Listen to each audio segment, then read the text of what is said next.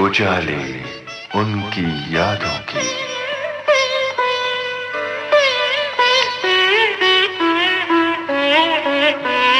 उजाले उनकी यादों की।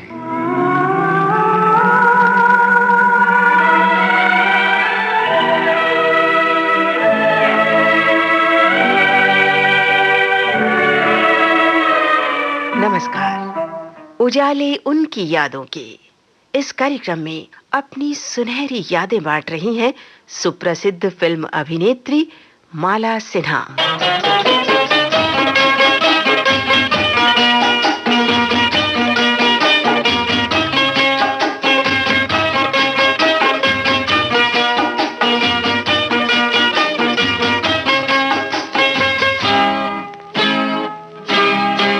तो आइए सुने फिल्म अभिनेत्री माला सिन्हा से कमल शर्मा की लंबी बातचीत पर आधारित इस कार्यक्रम की तीसरी कड़ी।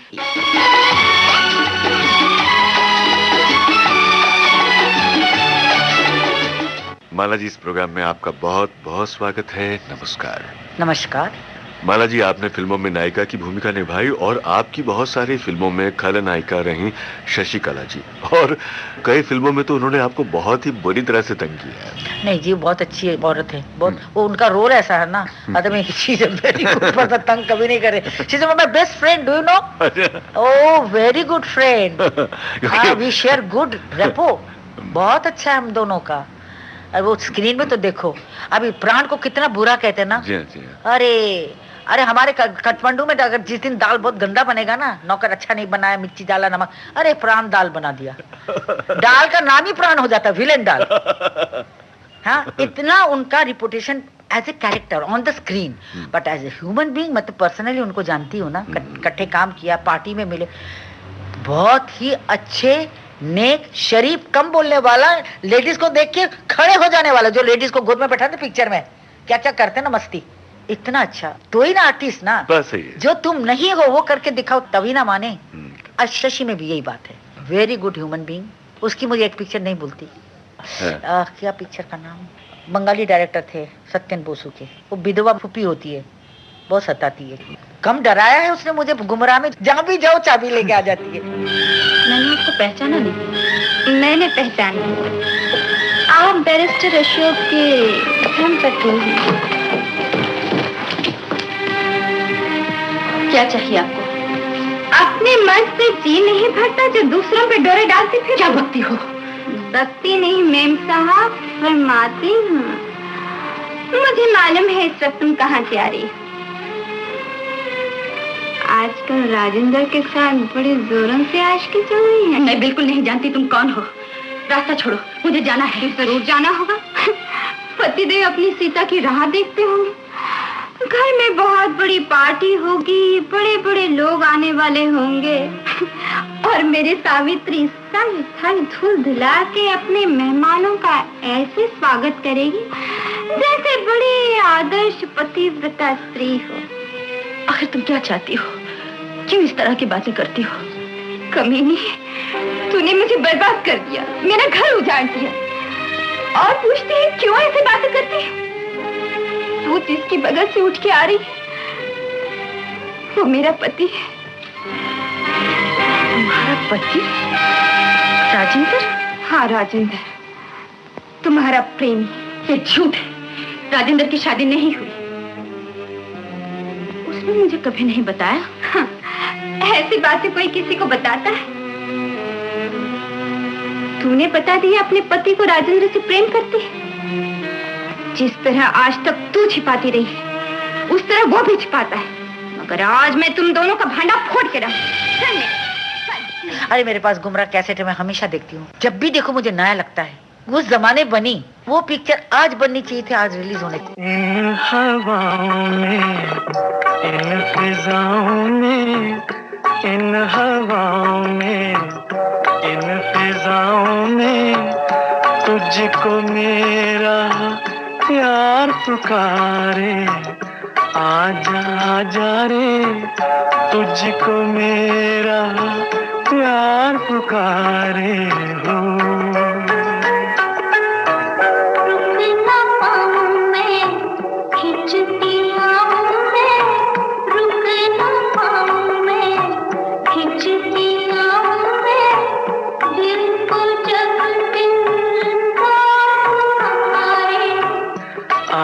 आजा रे, तुझको मेरा प्यार पुकारे हो।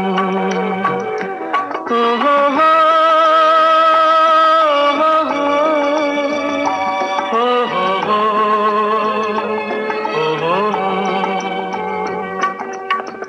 लौट रही है मेरी सदाएं दीवारों से सर टकरा के।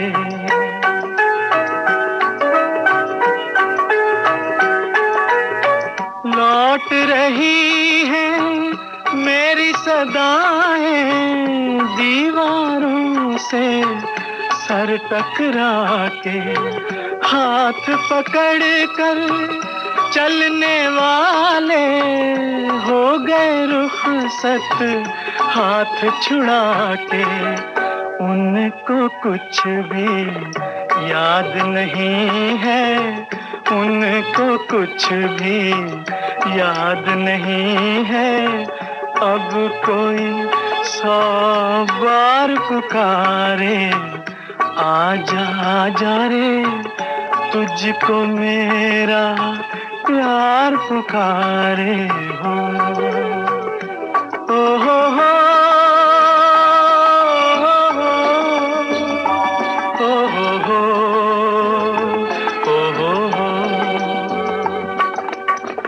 इल्म नहीं था इतनी जल्दी खत्म फसाने हो जाएंगे।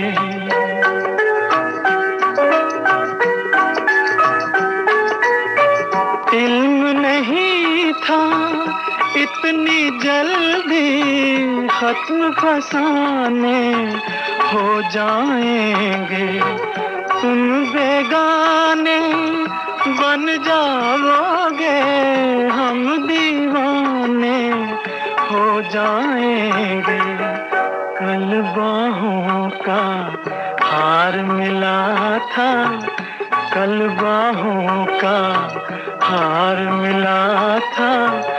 आज अश्कों का हार पुकारे, आजा आजा रे, तुझको मेरा प्यार। और चोपड़ा साहब ने हमेशा टाइम के अहेड उन्होंने पिक्चरें सोची, सब्जेक्ट सोचा। ऐसा लगता कि वो प्रोफेसी करते थे, ऐसा आने वाला है जमाना। कोई भी पिक्चर बनाई ऐसे जैसे प्रॉफिट लोग, संत लोग पहले ही देखते हैं ना, दूरदर्शी, कि कल ही ऐसा होने वाला है, पति को डिच करके दूसरा बॉयफ्रेंड के साथ। आज वही तो है। अब धूल का फूल देख लो ना, जी हाँ, जी हाँ। टाइम से पहले अहेड उन्होंने, आज वही सब तो हो रहा है। ये सब आज के सब्जेक्ट है। और कब उन्होंने सपना देखा, कब उन्होंने बनाया। नफरत जो सिखाए वो धर्म तेरा नहीं है, इंसान को जो रौंदे वो कदम तेरा नहीं है।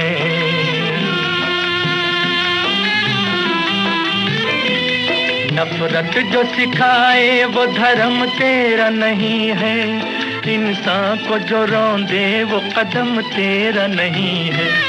कुरान न हो जिसमें वो मंदिर नहीं तेरा, गीता न हो जिसमें वो हरम तेरा नहीं है। तू अमन का और सुलह का अरमान बनेगा, इंसान की औलाद है इंसान बनेगा।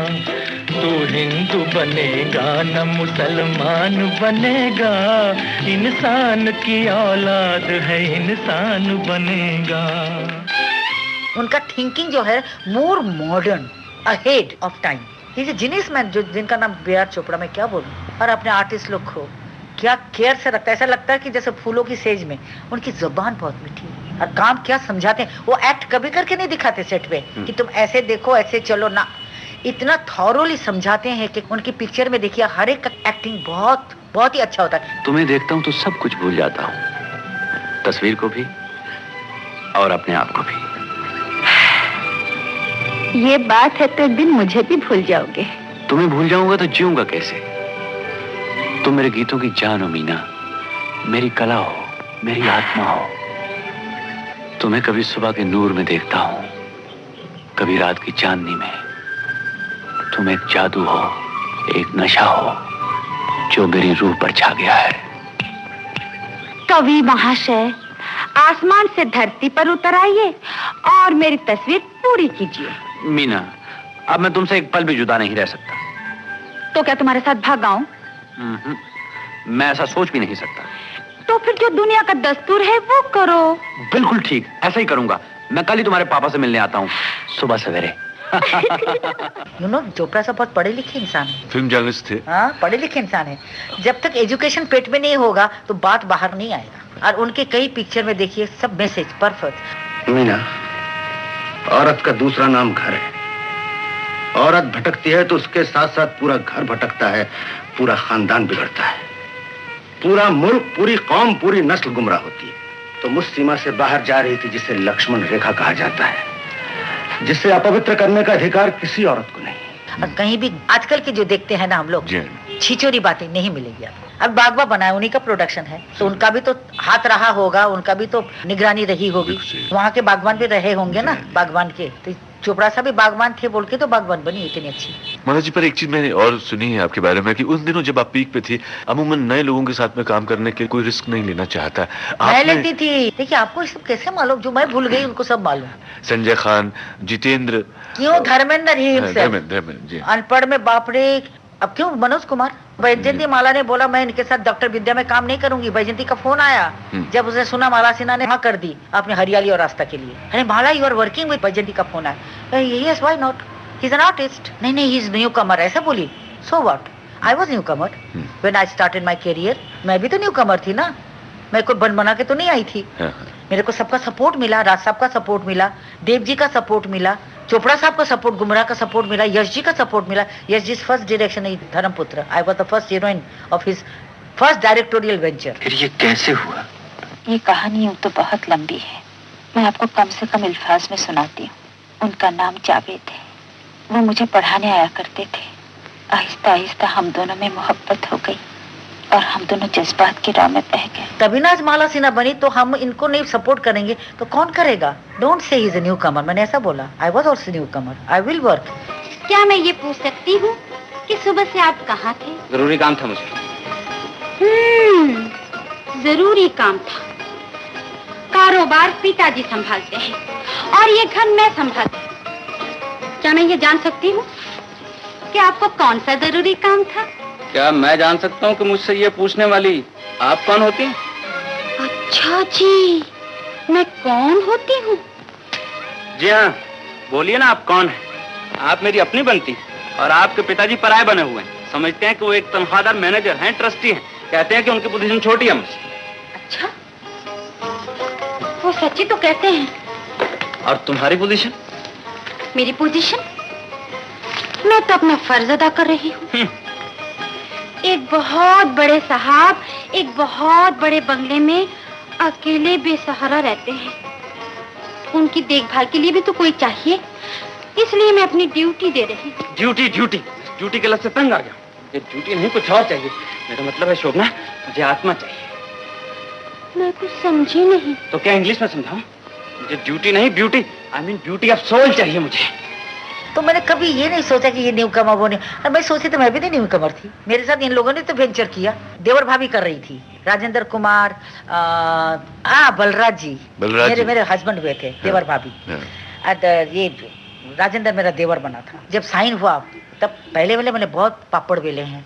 अरे बाप रे, फैंटेसी पिक्चर, एकादशी, भक्ति पिक्चर, क्या बोलते उसको, पौराणिक भगवान का फिल्म, हाँ, जिसमें निरूपा जी करती थी हर हर महादेव, उस टाइप का। एकादशी, अरे बहुत पापड़ बेले। हाँ, मेनका बनी, स्वर्ग से उतरी, क्या त्रिलोक कपूर के गोद में जाके वो कुछ राजा बने थे। हाँ, तो ऐसा बहुत पापड़ बेले। रियासत, फैंटेसी पिक्चर। तो फर्स्ट ब्रेक मुझे मिला BC ग्रेड का पिक्चर। तब राजेंद्र भी राजेंद्र नहीं हुआ था। राजेंद्र में हम लोग सब कलीग हैं। वो भी अपकमिंग था, हार्डशिप। एक B ग्रेड C ग्रेड हम लोग कर रहे थे। एक पता नहीं देवर भाभी, कोई क्या नाम था प्रोड्यूसर का, कोई था B ग्रेड वाली, A ग्रेड वाली नहीं, बड़ा बैनर, वही तो देवर भाभी था। तो राजेंद्र भी ढूंढ रहा अच्छा बैनर, अच्छा प्रोड्यूसर, अच्छा डायरेक्टर। और मेरे भी पिताजी ट्राई कर रहे हैं, भाई मेरी बेटी को B से A पे ले जाएं, A ग्रेड में। तो उन दिनों में B ग्रेड की पिक्चर हम लोग कर रहे थे, देवर भाभी, मैं, राजेंद्र। जब मेरी साइन हुई राज कपूर के साथ परवरिश। अरे मेरे को क्या मजाक, मेरा क्या लेक पूल किया राजेंद्र ने। हम लोग तो दोस्त थे ना, बहुत अच्छे दोस्त, जैसे घर की होती है ना। जी जी। जितना मैं धर्मेंद्र से भी नहीं थी। और राजेंद्र से क्यों थी, राजेंद्र बहुत मजाकिया था, वार्म हार्टेड था। हाँ जी। असली पंजाबी सरदार लोग कैसे होता है, दिल खोल के पप्पे जी, उस टाइप के थे वो। मेरे बाबा को दादा बोल के झप्पी लेते थे। वो भी मुझे शुरू शुरू में भाभी बोलता था, क्योंकि मैं बीवी बनी थी ना बलराज जी की। अरे भाभी अब तो तुम एक स्टेप ऊपर चली गई मुझसे, बोलते थे। बोले वो कैसे? सेट पे देवर भाभी के, अरे राज कपूर के साथ साइन किया। उनको ऐसा लगता था कि भाई माला की तो मेरा क्यों नहीं हुआ। हर एक आर्टिस्ट को होता है, अगर हम एक ही नाव पे हो तो हम चाहते हैं ना भाई हम शिप पे जाए, बड़े शिप पे जाएं, हाँ स्टीमर में चढ़े नाव से। तो उनका भी हुआ होगा ना एज एन एक्टर, पर जलस ही नहीं। उनको ऐसा लगे कि अरे तेरी भाग तो कितने अच्छे है, मैं रह गया। तो मैंने तो सो व्हाट, अरे अब तो तू हमको क्यों पूछेगी, अब तो बड़े बड़े हीरो के साथ काम करेगी, हमारे साथ थोड़ा ही काम करेगी। अरे चल अभी तेरे साथ नहीं कर रही हूँ, ऐसा कैसा बोलता है तू। उसके बाद ही उनको कितने बड़े बड़े बैनर मिले। फिर वो क्या ससुराल। फिर मैंने बोला अब बोल, तू तो मुझसे आगे निकल गया, अभी तुम मुझसे काम करेगा। क्या बोलती भाभी, बोलता था मेरे को। फिर बाद में उनको देखो ये मिला, दोस्त दोस्त ना रहा संगम। फिर मैंने बोला अब बोलो, राज साहब के प्रोडक्शन में कर रहे हो, मैं तो दूसरे के प्रोडक्शन में कर रही, तभी तुमको मिर्ची लग गई थी अभी। तो हम लोग we were just like a friend, good friend, well wisher. Chand Chakori की प्रेम कहानी, प्रेम कहानी। चांद चकोरी की प्रेम कहानी, प्रेम जगत में है सबसे पुरानी, सबसे पुरानी। इससे पुरानी एक कहानी, तेरी मेरी आजा तुझको पुकारे मेरे गीत रे, मेरे गीत रे ओ मेरे मितवा। और जब उन्होंने पिक्चर बनाई थी ना अपने बेटे को लेकर, मेरी बेटी को लेने आया था पिक्चर में। बोले मेरी बेटी है तेरा बेटा। मतलब भाई मेरी बेटी तो पढ़ रही है अभी तो पिक्चर में। तब मैंने सोचा भी था कि मेरी बेटी फिल्मों में आएगी, हमने कभी ख्वाब में भी नहीं सोचा था। बहुत अच्छे इंसान थे, बहुत अच्छे एक्टर थे, माय डियर थे, बॉम्ब था उनमें, बहुत दिल में बहुत जोश कर, फ्रेंड्स लोगों के लिए जान देते थे, बहुत अच्छे। वो बहुत अच्छे दोस्त रहते थे अपना सागर साहब के। खैर अभी देखिए राज साहब, मैं उनकी पिक्चर देखा करती थी छोटपन में जब मैं स्कूल जाती थी, और I was a great fan as an artist. Lata ji की तो एज ए सिंगर, पर एज एन आर्टिस्ट मैं नरगिस जी की बहुत बड़ी फैन थी। राज कपूर और नरगिस को पिक्चर को देखो तो ऐसा लगता था काश कि नरगिस की जगह मैं होती। हाँ ऐसा मुझे एहसास होता था छोटपन में। उनकी नकल में करने लगी। वो जो रिबन, वो जो था ना आवारा में, वो बांधती ना बड़े बड़े रिबन की चौड़ी, वो दम भर जो इधर मुंह फेरे, वो नाव में है ना बोट में गाना, वो चंदा। मैं उनसे प्यार कर लूंगी, बातें हजार कर लूंगी, दम भर जो उधर मुंह फेरे वो चंदा। मैं उनसे प्यार कर लूंगी, बातें हजार कर लूंगी। मुझे लगता था मैं हूँ नरगिस। और सोचती कभी मैं नरगिस बन पाऊंगी, कभी मैं राज साहब के साथ कम पाऊँ। पता नहीं मुझे राज साहब बहुत अट्रैक्ट करते थे। पता ना उनकी फीचर अट्रैक्ट करती थी कि उनका एक्टिंग अट्रैक्ट करता था, कि उनकी वो ब्लू ब्लू नीली नीली आंखें। एक गाना है ना कौन सी पिक्चर का, धोखा दे गई वो नीली नीली आंखें, दे गई धोखा हमें नीली नीली आंखें। तो शायद वो अट्रैक्ट करता था, आई डोंट नो। पर ऐसा लगता था कि इस शख्स के साथ तो मुझे काम करना ही है, एक्टिंग करने को मिले तो क्या। तभी हमने एक्टिंग का सोचा ही नहीं था। आई वाज स्कूलिंग, छोटी लड़की, बहुत अच्छा। और मैं एक लड़की होने के नाते फैमिली में, अभी जहाँ जहाँ डैडी मम्मी जाए मेरे को जाना ही है। और मम्मी को पिक्चर देखने का बहुत शौक, और डैडी को जब अपने बिजनेस से संडे को छुट्टी मिलती थी तो मेरी मम्मी का एक ही रिक्वेस्ट होता था, कुछ नहीं, हमें पिक्चर ले चल। और being one daughter, they can't live me at home, तो मैं भी जाती थी। तो पिक्चर देखते देखते शायद मेरे दिमाग में आ गया एक्टिंग करने का, गाना गाने का, वो छा जाता ना। एक बोलता है चाइल्डहुड का इंप्रेशन जो देखता है ना वो सच्ची पड़ता है। वहीं से सोच शुरू हो जाता है मुझे क्या बनना है, क्या करना है, लाइकिंग डिसलाइकिंग। तो मेरे साथ ऐसा ही कुछ हुआ। तो मैं नरगिस बनना चाहने लगी और एक्टिंग में राज कपूर के साथ करने का सपना देखने लगी बचपन से। अब वो भूल जाइए फ्लैशबैक को। अब हकीकत में जब मुझे ऑफर आई परवरिश की, महिपत जी की, मैंने रियासत की थी किसके साथ, महिपाल जी के साथ जी। स्टंट पिक्चर, नाम भी रियासत। अरे वो भी एक जमाना था, मेरे पास गाड़ी नहीं थी, रियासत के जमाने पे आ गई यहाँ पे देखिए।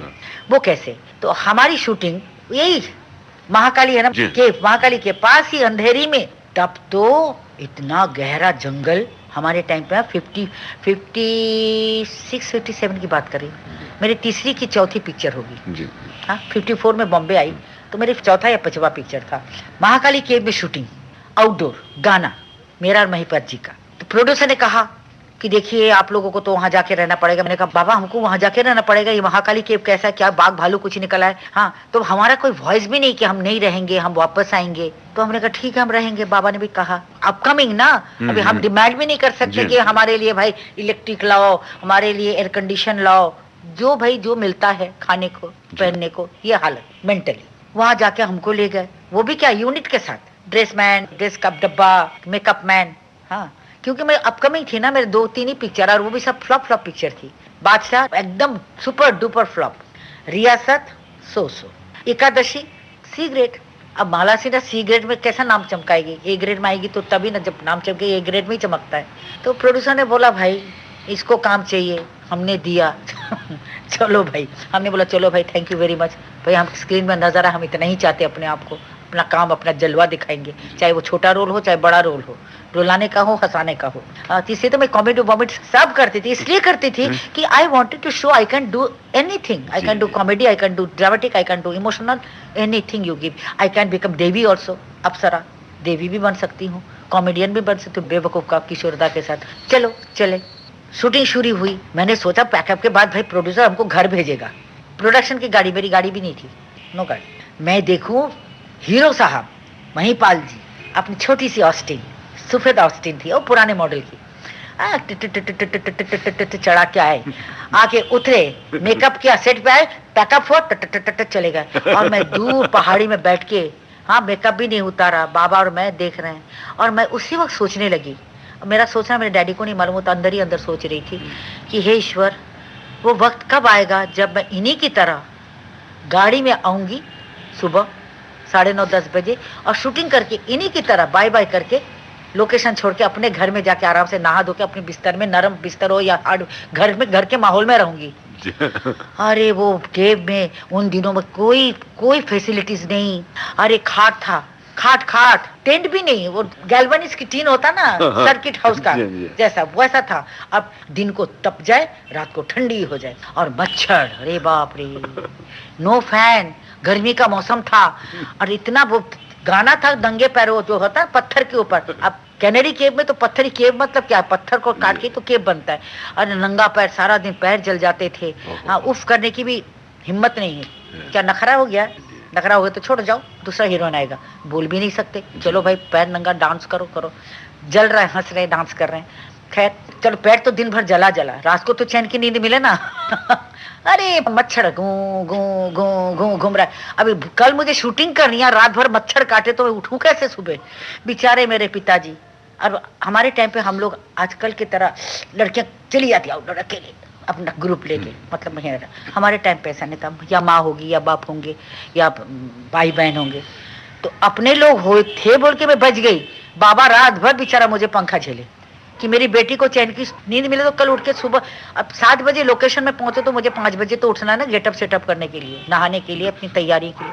ऐसे करके हमने काम किया, और ईश्वर ने मेरी शायद उस वक्त की प्रार्थना जो है ना सुन ली। अरे बेचारी, इसी के सामने इसका हीरो जा रहा गाड़ी में, और ये बेचारी यहाँ पे सड़ रही है मच्छर के बीच में। और खाना जो यूनिट के लिए आता था ना, चाहे वो गला हुआ गोश्त हो या कच्चा गोश्त हो, खाते थे जो दिया। नो नखरा, हमको चाइनीज चाहिए, हमको इधर का चाहिए, नो, हमने कभी नखरा किया नहीं। तो ईश्वर ने सुना होगा। अभी सुखद की बात कर रही हूँ। राज साहब की तो मैं बहुत बड़ी फैन थी, आपको पहले ही कहा। मैं नरगिस जी की और उनकी फैन हुआ करती थी, पिक्चरें देखती थी। हाँ, और मैं सपना देखती थी कि काश कि मुझे इनके साथ काम करने का मौका मिले। पता नहीं मुझे राज साहब में क्या कशिश नजर आता था, मुझे लगता था यही मेरा हीरो होना चाहिए। हाँ, खैर जब मुझे हकीकत में उनके साथ काम करने का मौका मिला तो मैं डर के मारे मेरी बात ही नहीं निकले। अब क्या कैसे संबोधन करूं जिनको मैं इतना अपना आइडियल मानती हूँ, अपना हैंडसम हीरो मानती हूँ। नरगिस जी के बाद मैं उनके साथ काम करना चाहती हूँ। वो मौका मुझे ईश्वर ने आज दिया। मेरा जो आशा, व्हाट आई थॉट, हाय राज साहब के साथ सबको काम कर, मेरे को क्यों नहीं मिलता? मिला। जब मिला तो मैं डर जाती हूँ। पहले तो मैंने बोला महिपत जी को मैं तो काम नहीं करूंगी, मुझसे डायलॉग ही नहीं बोला जाएगा उनके सामने। महिपत शाह को, he is a very great हस्ती, बहुत बड़े डायरेक्टर। फर्स्ट ऑफ ऑल मुझे उनका एक इमेज था, he is a very good actor तो है, वेरी ग्रेट डायरेक्टर। ये तो मेरा तो एक एक बात में नुक्ताची निकालेंगे, भाई तेरे को एक्टिंग नहीं है। सेट पर अगर बोल दिया अरे भाई इसको चेंज करो, इसको एक्टिंग नहीं आती, मेरी तो बैंड बज जाएगी ना इज्जत की। तो इसी डर के माने मैंने कहा बाबा महिपत जी आप किसी और को लीजिए, I am scared, give me time to think about it. बोले देखो तुम्हारा सुनहरा मौका है सिन्हा साहब, समझाइए। डैडी भी गए थे ऑफिस में। तो बाबा ने कहा अच्छा करेगी, मेरी बेटी करेगी। वो ऐसे घबरा रही है, डर रही है, राज साहब है ना। पहले दिन जब सीन था, और वो भी मुश्किल वाला सीन, हाँ सानू बैनर्जी डायरेक्टर, बंगाली बाबू जी। तो देखो कितना बदमाश डायरेक्टर, उनको मालूम है ना राज साहब इतने बड़े एक्टर डायरेक्टर, और हमने उनकी कितनी पिक्चरें देखी। अरे भाई वो तो हमारे लिए तो ऐसा है कि इतना नहीं इतना बड़ा आसमान है आसमान। तो उनके सामने इतना बड़ा इतना जालिम सीन, इतना डिफिकल्ट सीन तो नहीं रखना था ना, दे दिया। और मेरा ही डायलॉग था इतना बड़ा, कौन सा आंसू भरी जो गाना होता है ना, उसके पहले का जो सीन होता है, जहाँ लड़की को पता लगता है ना कि वो मिरासी बन गया है, वो तवाइफ के घर में है, तो उसको जाके फटकारती है ना। काफी लंबा चौड़ा डायलॉग है, इमोशनल। और पहले ही दिन मैं तो रात को मेरे को नींद नहीं, खाली रट्टा लगाऊं, खाली डायलॉग पढ़ूं, अब इस डायलॉग को किस ढंग से बोलना चाहिए। हाँ स्क्रिप्ट तो पहले तो हमारे जमाने में स्क्रिप्ट आर्टिस्ट को मिलता था, जो स्क्रिप्ट की बात आप कर रहे थे ना, स्क्रिप्ट के बिना तो दादा मुनि भी नहीं जाते थे। उनका स्क्रिप्ट पढ़ने का, मुझे भाभी बोलती थी, शोभा भाभी, इनका स्क्रिप्ट पढ़ने का स्थान है टॉयलेट, बाथरूम, पॉटी में बैठ के स्क्रिप्ट पढ़ते। वहां तो कोई डिस्टर्ब नहीं करेगा ना, दरवाजा बंद कर दिया कोई, बोलते तुम्हारा दादा मुनि का तो स्क्रिप्ट पढ़ने की जगह टॉयलेट है। हाँ तो स्क्रिप्ट दिए बिना वो ही टू स्टडी हिज रोल, यहाँ तक आगे वाला दूसरे आर्टिस्ट का भी रोल।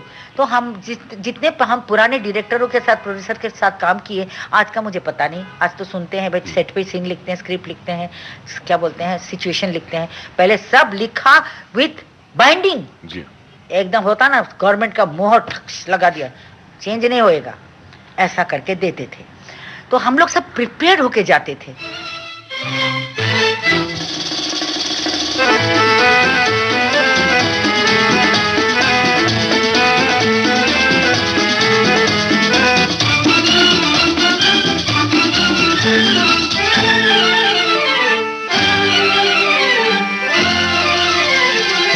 मस्ती भरा है समा, हम तुम हैं दोनों यहाँ, आंखों में आ जा, दिल में समा जा, झूमे ज़मीं आसमां। मस्ती भरा है समा, हम तुम हैं दोनों यहाँ, आंखों में आ जा, दिल में समा जा, झूमे ज़मीं आसमां। मस्ती भरा है समा।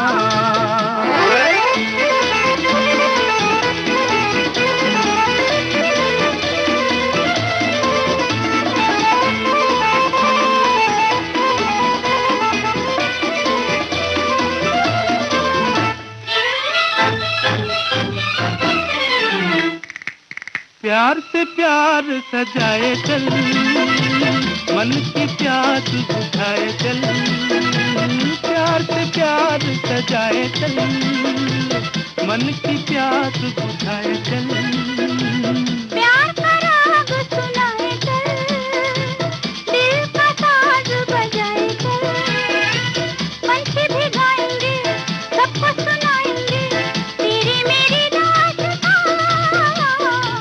मस्ती भरा है समा, हम तुम हैं दोनों यहाँ, आंखों में आ जा, दिल में समा जा, झूमे ज़मीं आसमां। मस्ती भरा है समा, हम तुम हैं दोनों यहाँ, आंखों में आ जा, दिल में समा जा, झूमे ज़मीं आसमां। उजाले उनकी यादों की, उजाले उनकी यादों की। इस कार्यक्रम में अपनी सुनहरी यादें बांट रही हैं सुप्रसिद्ध फिल्म अभिनेत्री माला सिन्हा।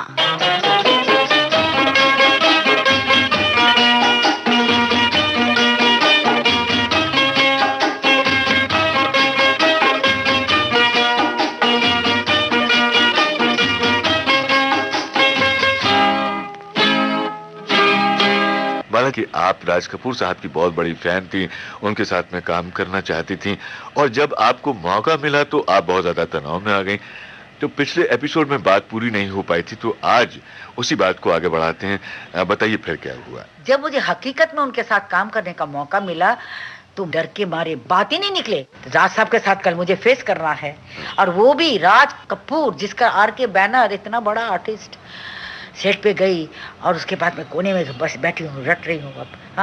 अब उनका एक्सप्रेशन ज्यादा है, जाके मैं उनको तो दौड़ के जाके फायर करने लगती हूँ। तो मुझे देखा कोने में, मैं तब तो लाइटिंग हो रही है, arc light, baby light, dinky light सब फिट कर रहा है। और ट्रॉली शॉट था, खंबे के पास मुझे भाग के जाना था। रासा पीट करके खंबे में खड़े हैं, मैं जाके बुलाती हूँ, वो टर्न होते हैं, ऐसा कुछ था, कैमरा आता है और कैमरा मेरे बैक पे आता है। देखिए ना मजे की बात। अच्छा, मुझे नहीं मालूम उन दिनों में कैमरा आगे है पीछे है। मुझे राज कपूर के साथ काम करने का चांस मिला है, चाहे वो फेस दिखे या बैक दिखे, जुड़ा दिखे।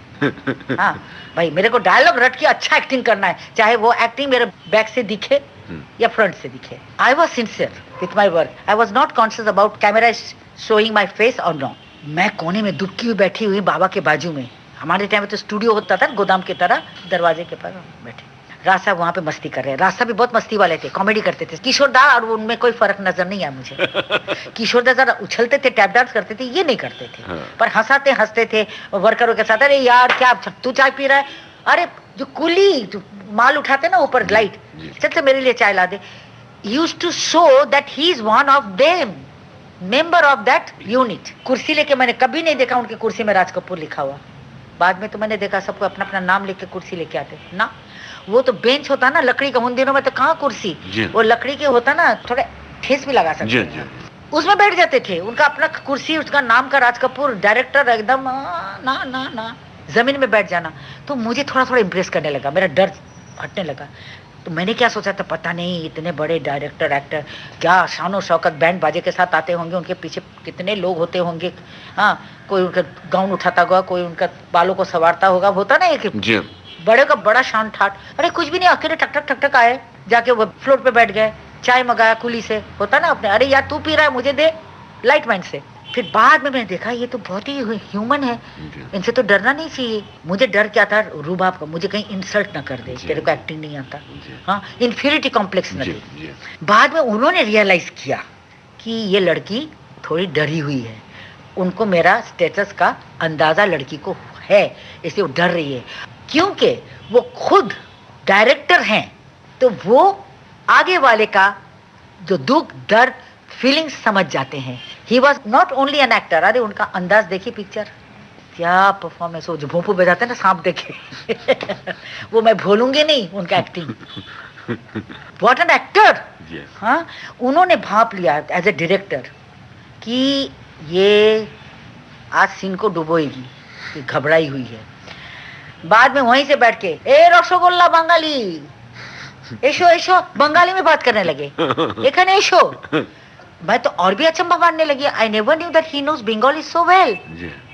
आमी बाঙালি, आमी কলকাতার, হ্যাঁ আমার বাবা কলকাতার পৃথিবী থিয়েটার, আমি জানি তুমি মালাসি না, হ্যাঁ এসো এসো रिहर्सल कर बंगाली में।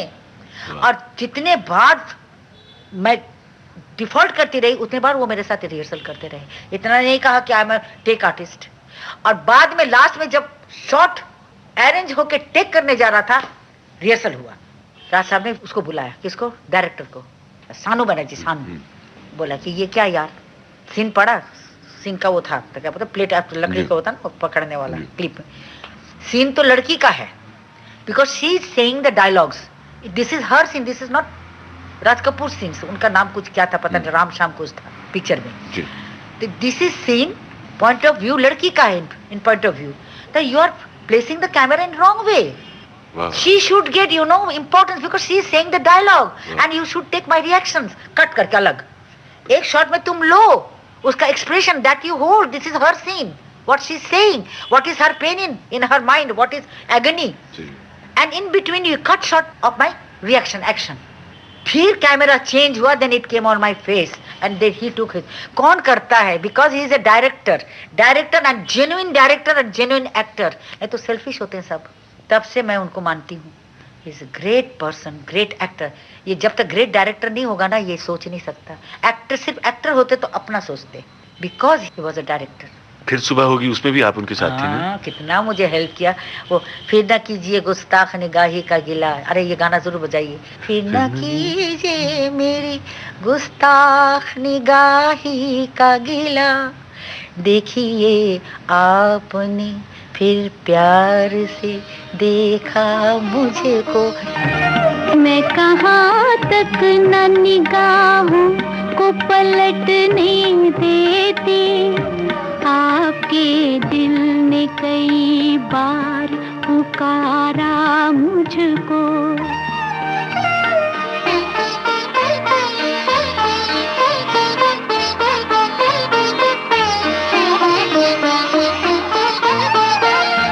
इस कदर प्यार से देखो न हमारी जानिब, दिल अगर और मचल जाए तो मुश्किल होगी।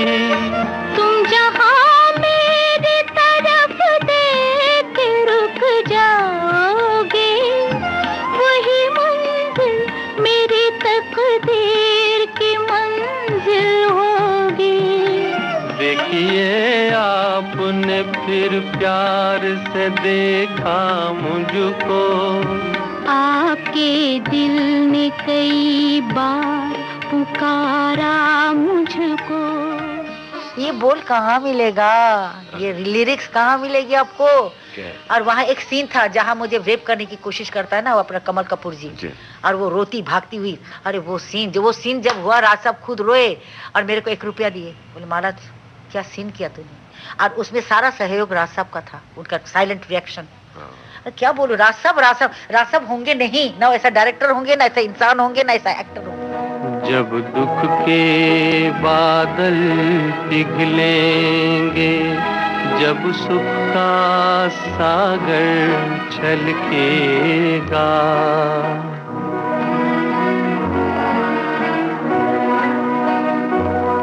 जब अंबर झूम के नाचेगा, जब धरती नगमे गाएगी, वो सुबह कभी तो आएगी, वो सुबह कभी तो आएगी।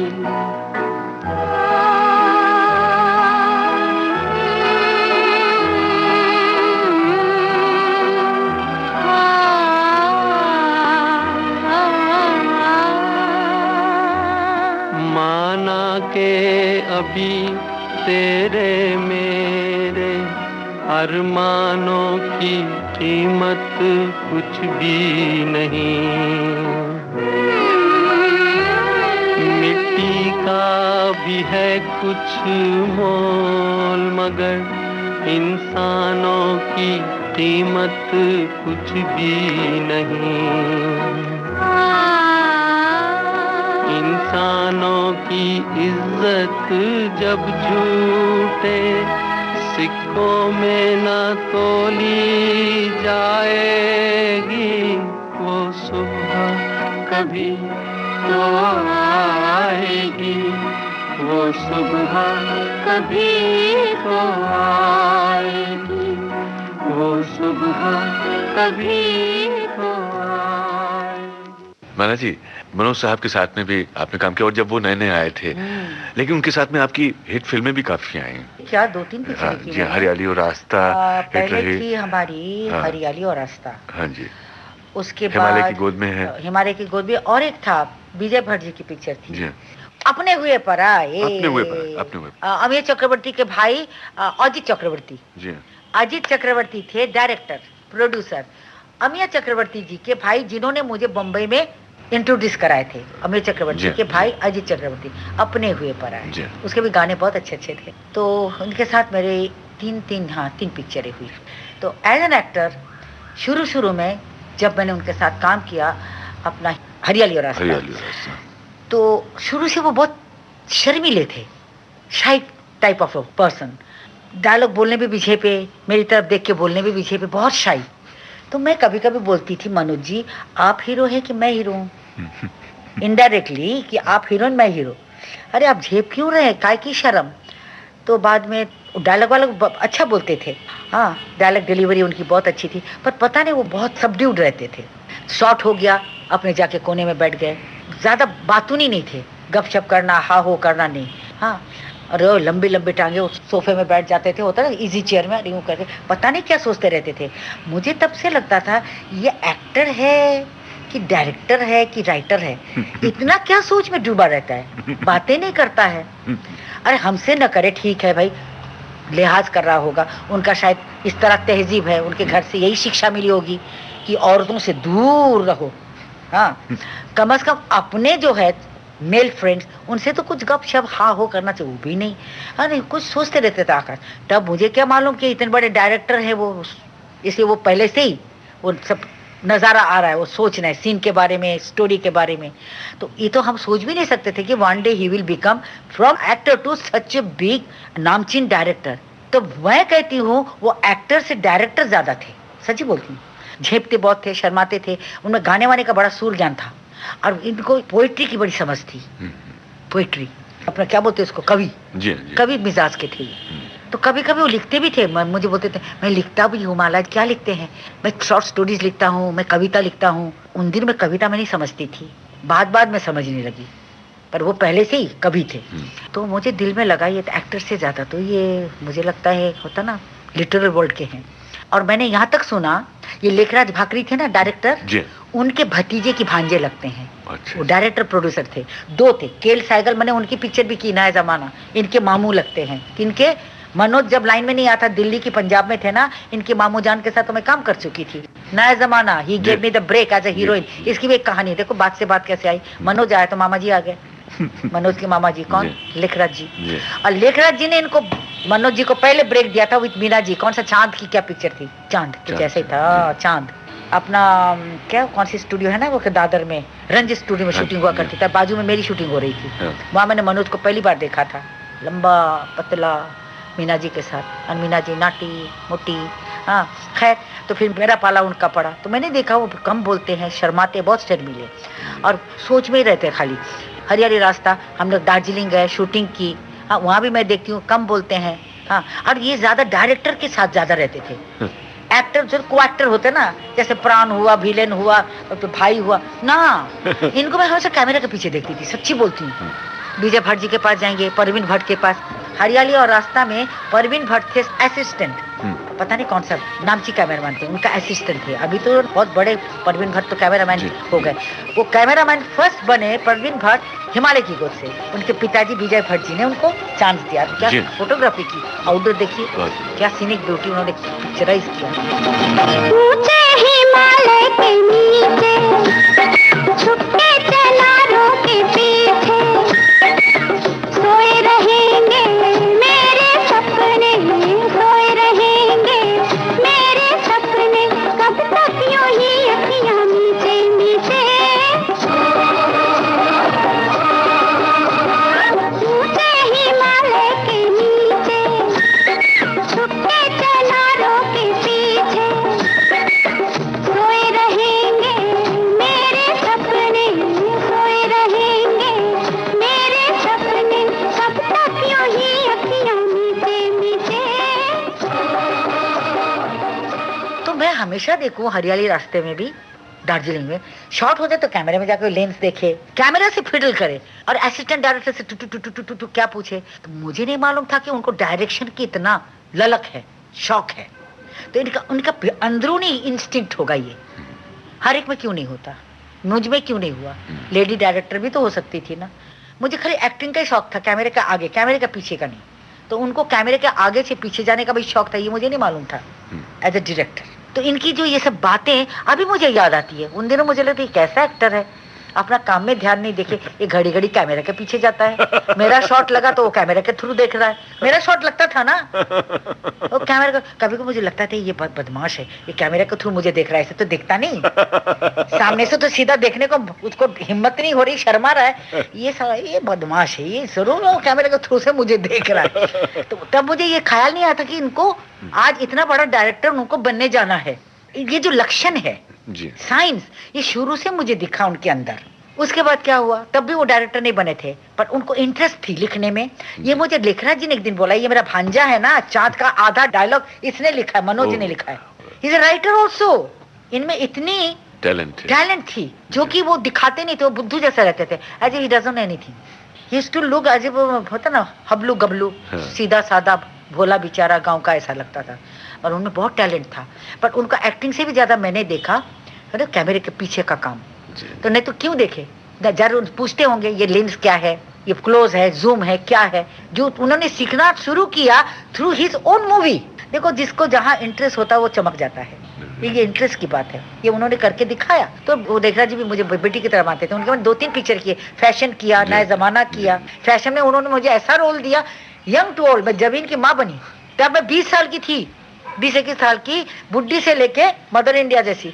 जबीन जली थी ना, जबीन उनकी माँ, प्रदीप कुमार मेरा हीरो, डेजी रानी छोटी सी बच्ची मेरा भाई। तो लेखरा जी ने बोले बहुत टैलेंटेड लड़का है। मैंने सोचा अपना खून होगा ना, बहन का बेटा है तो बहुत टैलेंटेड है, डायलॉग लिखता है, मुझे ऐसा लगा, फेंक रहा, पर था सच्ची बात है। तो आज दिख रहा ना, एक बार क्या हुआ, वो इतने सीधे, और क्या बोलूं, नहीं तो कोई तो शेख ही करता है ना, मैं भाई राइटर भी हूँ, अगर उसमें कुछ कमी भी है तो कभी शो नहीं करेगा।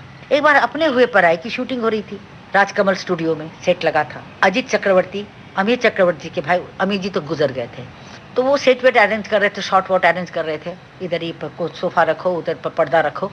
तो इधर क्या हुआ, मनोज बड़ा बेचैन, मैं बैठी हूँ पियानो के पास, सीन था पियानो के पास, पियानो लगा हुआ है, सोफा है, ये है वो है, डेकोरेटिव रूम, हॉल रूम। तो मैं देखती हूँ मनोज बड़ा कसम में है, वो पॉकेट में हाथ डाल के ना, he was doing left right, walking up and down. तो मैंने बोला भाई मनोज जी क्या बात है, हम हमेशा एक दूसरे को कभी नाम से नहीं पुकारते थे, एक राजेंद्र छोड़ के, वो मेरे को बॉयफ्रेंड समझती थी, लड़का। तो मनोज जी क्या बात है, आप इतना परेशान, चहलकदमी क्यों कर रहे हैं सेट पे, आप डायलॉग याद करें। अरे माला जी मैं क्या बोलूं, मैं बहुत परेशान हूँ। मैं क्या, किस बात से, मैं हाथ कहाँ रखूं, डायलॉग बोलते हो।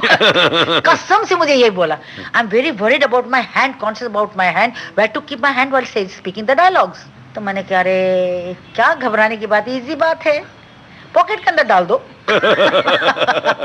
आप पटलून पहने हो तो पटलून के पॉकेट, कोट पहने तो कोट के पॉकेट। मैंने बोला दादा मुनि देखो, जब हाथ लेके परेशान होते हैं ना, वो सिगरेट जलाते हैं। He used to be very much conscious about his hand. मुझे ये चोपड़ा साहब ने बोला, बोले you know Mala one secret of दादा मुनि। मैंने क्या, वो तुम्हें देखो बहुत प्यार करते हैं ना, दादा मुनि का एक secret, he is always worried about his hand, where to keep, while saying the dialogue delivery के वक्त हाथ का क्या करूं।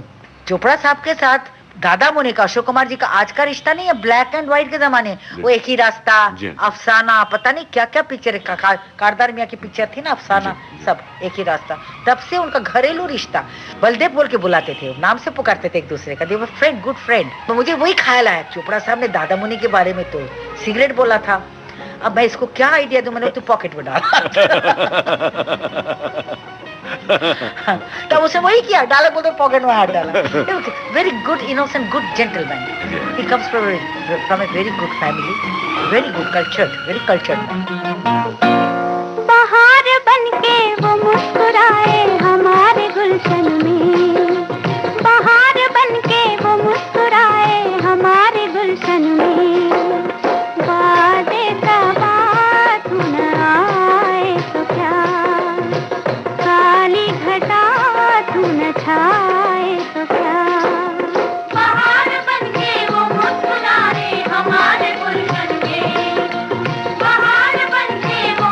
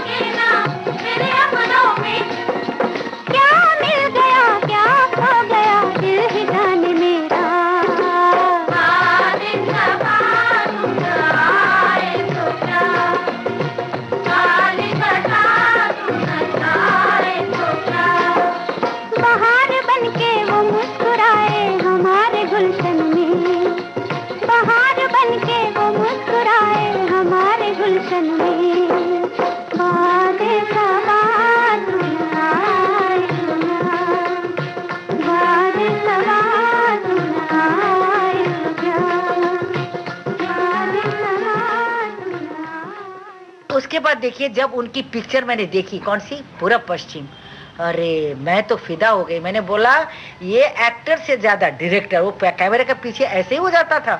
Very talented, he had prove. हमको एक अच्छा डायरेक्टर मिला इंडस्ट्री को।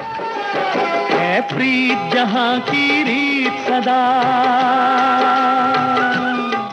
है प्रीत जहां की रीत सदा, मैं गीत वहां के गाता हूँ।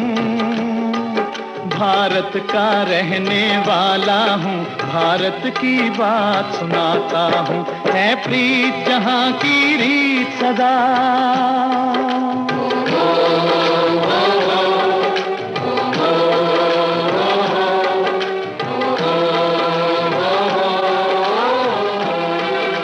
तो मना जी, आप अपने आप को बहुत खुशकिस्मत मानती हैं कि ऐसे बेहतरीन लोगों के साथ में, अच्छे लोगों के साथ में काम। आज भी मनोज जी मेरे को जब मूड में हो तो फोन करते हैं, हिमालय की गोद में याद दिलाते हैं, Hariyali aur Raasta. We are good friends. अच्छा, आप जब अपनी पुरानी फिल्में देखती हैं कैसा लगता है आपको? बहुत अच्छा लगता है। मैं बोलती मैं इतनी खूबसूरत थी, मैं इतना अच्छा काम करती थी। नहीं, ये मैंने नहीं किया होगा, अभी तो मुझे सपना जैसे लगता है। मैं बोलता अभी यही सीन दे तो मैं कर पाऊंगी क्या? मना जी, जो आपके साथ की जो समकालीन अभिनेत्रियां रही, उनमें कौन सबसे आपके करीब रहा? प्रोफेशनली नहीं, दिल से। एक बात कहूँ, मैं बहुत करीब किसी का भी नहीं हो सकी, सच्ची बात बोलती हूँ। मैं चाहती सबको हूँ, सबको, everyone is my friend. Waheeda is my very good friend, she is my well wisher, मेरे अच्छा चाहने वालों में से है। नंदा, हमने उसके साथ तो धुल का फूल किया है, और एक पिक्चर की थी परिचय बोल के। हाँ, this is very good human being. There और बहुत अच्छे लोग हैं, बहुत अच्छे दोस्त हैं। शकीला अभी भी पार्टी में मिली थी, पर हमारा अक्सर मिलना नहीं होता था क्योंकि वो अपने बिजी। अभी देखो, अगर हम मिलना चाहे एक साथ, हो सकता है कि मैं जिस दिन पार्टी रख रही हूँ या पिकनिक रख रही हूँ, she must be doing shooting for someone. Waheeda कभी मद्रास, कभी इधर। नंदा भी उन दिनों में काफी बिजी हुआ करती थी। चांद उस्मानी हमारा ग्रुप था, शकीला। तो हम लोग चाहते हुए भी मैं नहीं जा पाई। उन लोग मिलते हैं, आज भी मिलते हैं, मैंने सुना है कभी कभार। और मेरी शादी उनसे पहले हो गई तो फिर मैं बंद गई। वो लोग तो बहुत लेट से शादी किए ना, नंदा ने तो किया ही नहीं। शकीला ने किया, फिर भी अपने आप को फ्री रखा। मेरा पता नहीं क्या हुआ, मैं नहीं घुल मिल सकी, ऐसा हो गया। पर प्यार आज भी उतना ही है जितना पहले। जब उनकी बातें मैं करती हूँ तो मुझे बड़ी खुशी होती है, उनकी शक्ल मेरे सामने घूमने लगती है। ऐसा लगता है अरे नंदा, अरे वहीदा, अरे मेरे फ्रेंड्स। हाँ, शकीला उस दिन मिली थी, अरे यार तू क्या आती नहीं, मुझे बोल रही थी। बापी शादी थी, मुनीर खान की साहब की बेटे की शादी थी, शकीला भी थी। क्या माला, तू क्या निकलती नहीं, ईद का चांद हो गया। मैं तो नहीं, तू हो गई है। पर मैं इतना फोन करती, तू उठाती नहीं। मैंने कहा अरे भाई झूठ मत बोल, कहाँ फोन करती है, फोन बजे तो बजने से तो मैं उठाती हूँ। हालांकि मैंने भी झूठ कहा, क्योंकि कभी कभी घंटी बजते मैं ऊपर होती हूँ, फिर नौकर तो ऐसे है मेम साहब नहीं है बोल देते हैं। तो वो मुझे एलिगेशन किए जा रही, तो मैं कैसे उसका एक्सेप्ट करूँ? मैंने वो तूने नहीं किया, गलत बोल रही है। तो बाद में मैंने कहा अब मैं तुझे करूंगी। तो हम इस तरह मिलते, जब मिलते हैं तो ऐसा मिलते हैं जैसे हम इतने जिगरी दोस्त हैं कि हम एक दूसरे से जुदा नहीं होंगे। पर समय, फुर्सत, बम्बई की busy life, we can't make it. But हमारे अंदर एक दूसरे के लिए भावना, सद्भावना, प्रेम, प्यार उतना ही है जो पहले था। यही सद्भावना, यही प्रेम आपके लिए पूरे भारत का है, उन श्रोताओं का है जो आपके दर्शक भी हैं। तो हम अपनी ओर से, अपने तमाम चाहने वालों की ओर से, विविध भारती की ओर से आपके दीर्घ जीवन की कामना करते हैं। आप हमेशा स्वस्थ रहें, हमारी बहुत बहुत शुभकामनाएं। माला जी, हमें समय दिया और यादों की जो माला पिरोई आपने, जो मोती पिरोए ना। देखिए मेरा नाम माला है, सुन के खुशी।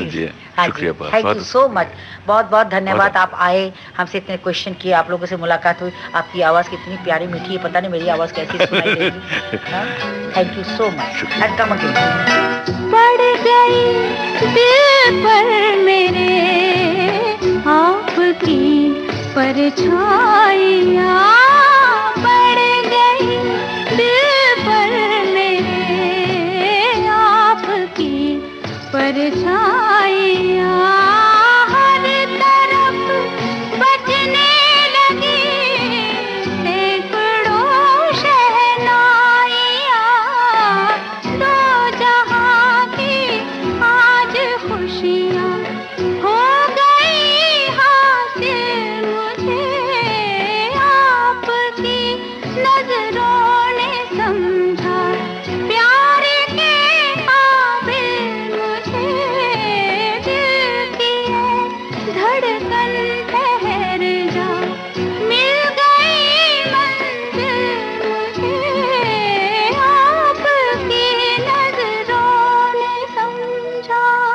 उजाले उनकी यादों के।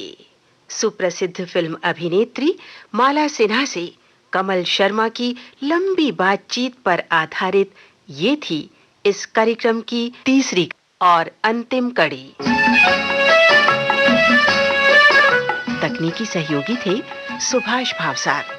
कार्यक्रम को संयोजित किया कल्पना शेट्टी ने और विविध भारती की ओर से इसे आपकी सेवा में प्रस्तुत किया कमल शर्मा ने।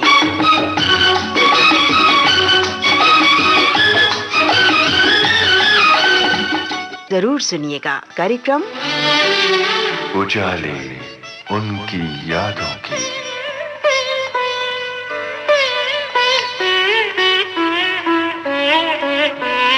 उजाले उनकी यादों की।